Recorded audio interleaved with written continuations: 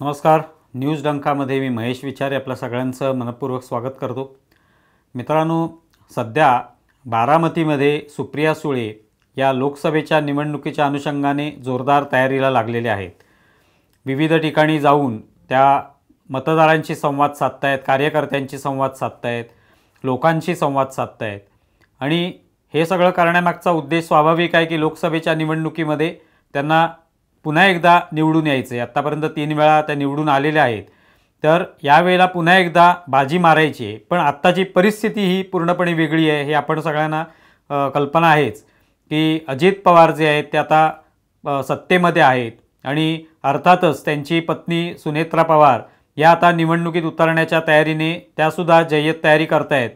त्यासुद्धा वेगवेगळ्या ठिकाणी मतदारांना भेटताना आपण पाहतोय आणि त्यामुळे आत्ताची परिस्थिती वेगळी आहे.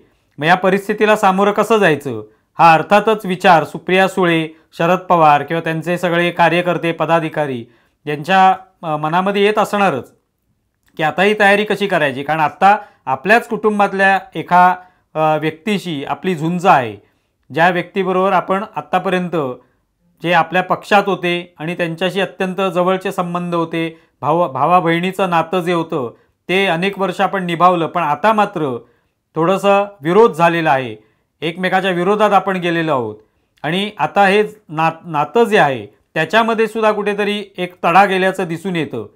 आपण अनेक वेळेला पाहिलं, वेगवेगळ्या सभांमध्ये ते एकत्रसुद्धा आलेले आहेत आणि ते एकत्र आल्यानंतर एकमेकाकडे पाहिलेलं सुद्धा नाही त्यांनी किंवा एकमेकाशी संवादसुद्धा साधलेला नाही अजित पवार आणि सुप्रिया सुळे यांनी. तर त्यामुळे हे सगळं वातावरण आता बदललेलं आहे. मग अशा वातावरणामध्ये कसं जिंकायचं, कशा पद्धतीने बाजी मारायची. भलेही शरद पवारांचा मतदारसंघ अनेक वर्ष हा मतदारसंघ जो आहे तो एक प्रकारे शरद पवारांचा बालेकिल्ला मानला जातो, तो आता त्या ठिकाणी लढायचे, पण अजित पवारांविरुद्ध लढायचे हे सगळं सोपं नाही आहे. मग अशा वेळेला लढण्यासाठी मतदारांची भेट घेणं, सभा घेणं, त्याच्यामधनं आपले विचार मांडणं हे सगळं ठीक आहे, हे तर होतच राहणार आहे. पण त्याला एक भावनिक मुलामा जर दिला, भावनिक एक आवाहन जे आहे ते लोकांना केलं, मतदारांना केलं, तर त्याचा आपल्याला फायदा मिळू शकेल का असा विचार कदाचित सुप्रिया सुळे करत असाव्यात. किंवा एकूणच अजित पवार यांच्या विरोधात त्यांच्या कुटुंबातले आता अनेक सदस्य झालेले आहेत, ते सगळे सदस्य आता अजित पवारांच्या विरोधात बोलू लागलेले आहेत. अजित पवारांच्या विरोधात एक कुटुंबाची मोठ बांधायला सुरुवात झालेली आहे आणि त्याच्यामागचं कारण हेच आहे की एक भावनिक मुलामा जर आपण दिला, लोकांना तशा पद्धतीने एक चित्र दाखवलं, तर लोक कदाचित पागळतील. लोकांना कदाचित वाटेल की अरे खरोखरच शरद पवारांवर खूप अन्याय झाला, अजित पवार वेगळे झाले, अजित पवार आज जे काय आहेत ते सगळे शरद पवारांमुळे आहेत आणि त्यामुळे त्यांनी वेगळं होऊन जो काय स्वतंत्रपणे आता निवडणूक लढवण्याचा निर्णय घेतला आहे त्यामुळे शरद पवारांना किती दुःख होत असेल, सुप्रिया सुळेंसारख्या बहिणीला त्यांनी तोडलेलं आहे, हे किती वाईट आहे. हे सगळं एक वातावरण तयार व्हावं अशा पद्धतीने एक प्रयत्न सगळा या पवार कुटुंबाचा असा होत आहे, हे आपल्याला पाहायला मिळते. मग त्याच्यामध्ये आता सुप्रिया सुळेंचा एक असाच व्हिडिओ व्हायरल झाला. त्या बारामतीमध्ये सध्या आपली तयारी करतायत, वेगवेगळ्या लोकांना भेटतायत. त्याच वेळेला त्यांनी तिकडच्या काही कार्यकर्त्यांना किंवा तिकडच्या रहिवाशांना राखी बांधली आणि राखी बांधल्यानंतर त्यातले हे सगळे तरुण किंवा ते कार्यकर्ते म्हणाले की आम्हीच या बहिणीचं संरक्षण करणार आहोत आणि त्या संदर्भातली बातमीसुद्धा विविध वाहिन्यांवर दाखवण्यात आली. त्याच्यामध्ये असं समोर आलं की सुप्रिया सुळे म्हणाल्या की एक भाऊ जरी गेलेला नसला आज माझ्यासोबत, तरी देखील इतके सगळे भाऊ माझ्यासोबत आहेत. म्हणजे हे जे त्यांचं आव्हान आहे हे एक प्रकारे भावनिक हा मुलामा आहे, भावनिक एक आव्हान आहे लोकांना की बघा माझ्यावर किती अन्याय झालेला आहे. अजित पवारांनी आज माझ्यापासून फारकत घेतली, आमच्या कुटुंबापासून फारकत घेतली आहे आणि ते निवडणूक लढवत आहेत आणि एका वयोवृद्ध अशा नेत्याच्या विरोधात निवडणूक लढवत आहेत, ज्यांनीच त्यांना घडवलेलं आहे, ज्यांनी त्यांना संधी दिलेली आहे इतकी. अशा पद्धतीने वातावरण तयार केलं जातं. आज अजित पवारांचे धाकटे बंधू श्रीनिवास पवार हे सुद्धा विरोधामध्ये बोलत आहेत आणि ते अत्यंत घणाघाती टीका त्यांनी केली. त्यांचा सुद्धा एक व्हिडिओ जो आहे तो व्हायरल होतोय की ते कुठेतरी बोलताना दिसून येत आहेत आणि त्याच्यामध्ये शरद पवारांसारख्या वयोवृद्ध नेत्यावर कसा अन्याय केला या संदर्भात लाज बाळगायला पाहिजे अशा पद्धतीने अजित पवारांना टीका करतायत. रोहित पवार तर टीका करत असतात त्यांच्यावर नियमितपणे. शिवाय आता हे जे श्रीनिवास पवार आहेत त्यांचे पुत्रसुद्धा आता निवडणुकीची तयारी करतायत, ते सुद्धा मध्यंतरी शरद पवारांना भेटले. राजेंद्र पवार जे त्यांचाही विरोध या ठिकाणी दिसून येतो. तर एक ही मोठ बांधण्याचा प्रयत्न, एकत्र आणण्याचा प्रयत्न अजित पवारांच्या विरोधात या कुटुंबाला, हा प्रयत्न सुरू आहे आणि ते व्हायलाही हरकत नसते. एक कौटुंबिक नातं असतंच, पण केवळ याला अजित पवार जबाबदार आहेत का? तर नाही आहेत. कारण अजित पवारांवर सुद्धा अन्याय झाला, पण तो अन्याय कधी समोर आला नाही. शरद पवार जोपर्यंत अत्यंत वेगाने काम करत होते, कार्यरत होते पूर्णपणे, आज ते वयोवृद्ध आहेत, आज ते तेवढ्या झटपट काम करत नाहीत. अर्थात ते फिरतायत विविध ठिकाणी, पण तरी देखील वयामुळे निश्चितपणे बंधन आहेत. पण ज्या वेळेला ते काम करत होते त्यावेळेला अजित पवारांना अनेक वेळेला संधी नाकारली गेली, त्यांना दाबलं गेलं, दबाव आणला गेला, हे झालेलं आहे. आणि हे अनेक वेळेला स्वतः अजित पवारांनी सांगितलेलं आहे, अनेक घटनांवरनं ते उघड झालेलं आहे. मग अशा परिस्थितीत काही काळानंतर हा दबाव जो आहे तो असह्य झाल्यानंतर अजित पवारांनी निर्णय घेतला की आता पुरे झालं, आता आपल्याला वेगळं व्हायला पाहिजे, आपल्याला शेवटी स्वतःला काहीतरी कारकीर्द घडवायची आहे, स्वतःला घडवायचं आहे, स्वतःची वाटचाल वेगळी करायची आहे. तर आपल्याला ही संधी कधीच मिळणार नाही. सुप्रिया सुळेंनाच कार्याध्यक्ष करण्यात आलं.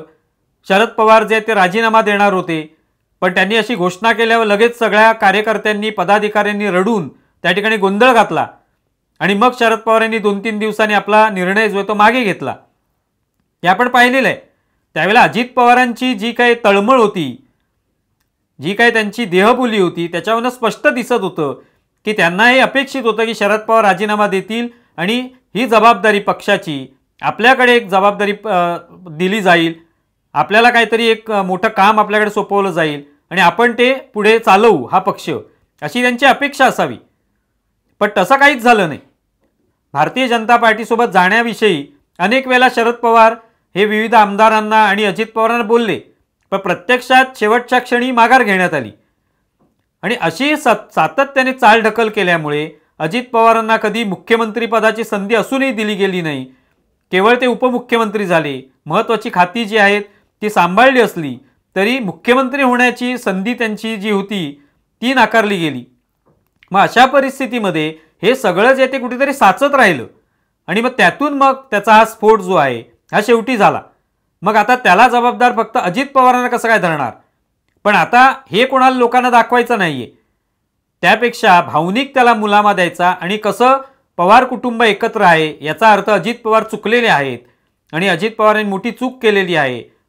पवार कुटुंबामध्ये त्यांनी एक प्रकारे तडा निर्माण केलेला आहे, पवार कुटुंब फोडलेलं आहे अजित पवारांनीच, अशा पद्धतीने दाखवण्याचा प्रयत्न होतोय. थोडक्यात जसं आता उद्धव ठाकरे ज्या पद्धतीने बोलतायत, आता तो काय कुटुंबाचा प्रश्न नाहीये, पण तरी एकनाथ शिंदे यांनी अनेक वर्ष शिवसेनेमध्ये राहिल्यानंतर बाजूला होण्याचा निर्णय घेतला. तेव्हा माझ्या वडिलांचे विचार चोरले, माझ्या वडिलांना चोरलं, कशा पद्धतीने गद्दारी केली, माझ्याकडे आता काही नाहीये, मी जेव्हा हॉस्पिटलमध्ये होतो तेव्हाचा सगळा कट रचण्यात आला. हे सगळं जे काय भावनिक मुलामा देण्यात येतो त्याचं कारण तेच असतं की आपल्याला आता यांच्या विरुद्ध थेट लढता येणार नाही कदाचित, तर मग भावनिक मुलामा देऊन त्याद्वारे आपण लोकांची मतं जिंकूया, मनं जिंकूया, लोकांना आपल्याकडे आकर्षित करूया, त्यांना दाखवूया की किती आमच्यामध्ये दुःख आहे, आम्हाला किती दुःख झालेलं आहे आणि हे दुःख देण्यामध्ये अजित पवार कसे कारणीभूत आहेत किंवा दुःख देण्यासाठी एकनाथ शिंदे कसे कारणीभूत आहेत हे लोकांना सांगितलं तर कदाचित आपल्याला या भावनिक आवाहनानंतर आपल्याला मतं मिळू शकतील, असा प्रयत्न असू शकतो. पण आता ही खरोखरच भावनिक मुलामा दिल्यानंतर हे सगळे मतदार त्यांच्याकडे आकर्षित होणार आहेत का?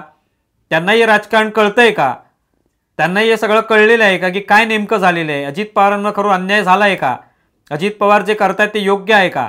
हे आता मतदार आपल्या मतपेटीतून सिद्ध करणार आहे. तेव्हा भावनिक मुलाम्याचा हा प्रयत्न आता रोजच्या रोज होणार आहे. जसजसं प्रचाराची रणधुमाळी जी आहे ते रोज आता रंगत जाईल, त्याचा टेम्पो वाढायला लागणार आहे दिवसेंदिवस, तसतसं हे भावनिक मुलामा अधिकाधिक त्याच्यावर चढवला जाईल. आता लोक याच्यावर काय ठरवतात, भावनिक जे काय आवाहन केलं जात आहे त्याच्या आहारी जायचं की जे काही वास्तव आहे त्याचा नीट विचार करून मतदान करायचं, हे लोकांच्या हाती आहे. ते बघूया लोक काय ठरवत आहेत ते. तुम्हाला हा विषय कसा वाटला हे जरूर कळवा. आमचा व्हिडिओ जास्तीत जास्त लाईक करा, शेअर करा आणि आमचं यूट्यूब चॅनल सबस्क्राईब करा. धन्यवाद. आमचा व्हिडिओ जास्तीत जास्त लाईक करा, शेअर करा आणि आमचं यूट्यूब चॅनल सबस्क्राईब करा. धन्यवाद.